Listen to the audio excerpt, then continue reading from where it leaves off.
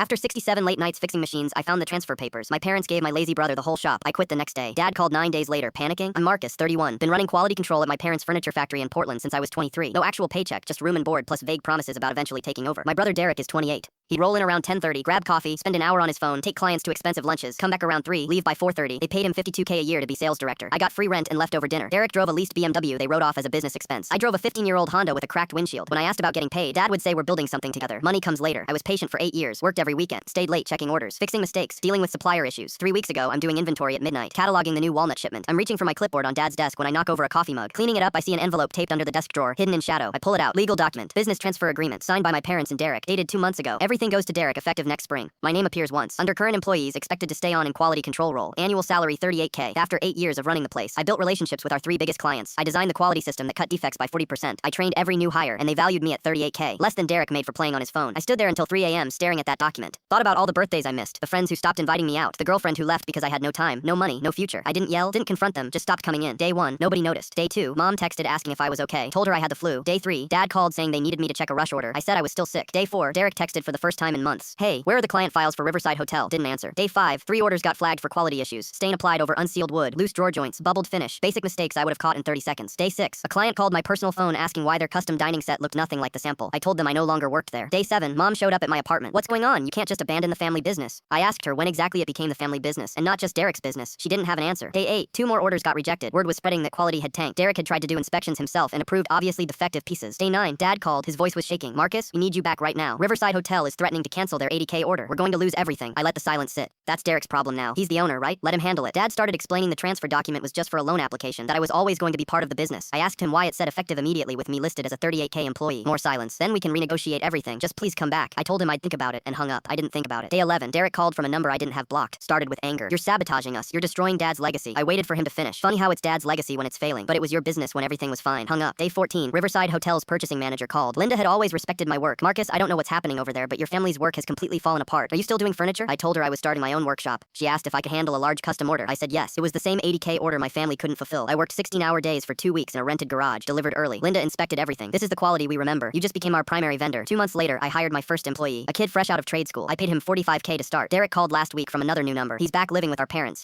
The factory is closing next month. He wanted to know if I had any job openings. I told him I'd think about it. I haven't thought about it. My shop cleared $90K profit last quarter. Some families don't deserve your loyalty. The best thing my parents ever did was show me exactly how little they valued my work.